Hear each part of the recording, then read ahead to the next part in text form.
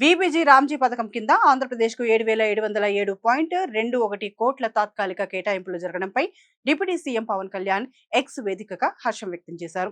దేశంలోనే మూడో అత్యధిక నిధులను ఏపీ సాధించిందని, ఇది తమ ప్రభుత్వ పారదర్శక పాలనకు, సమర్థవంతమైన అమలుకు నిదర్శనమని పేర్కొన్నారు.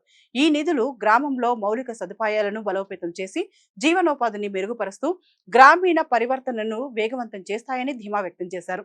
ఏపీతో పాటు దేశాభివృద్ధి కోసం శ్రమిస్తున్న రైతులు, మహిళలు, యువత, శ్రామికులకు ఇది ఎన్నో మెరుగైన అవకాశాలను కల్పిస్తుందని పవన్ అన్నారు.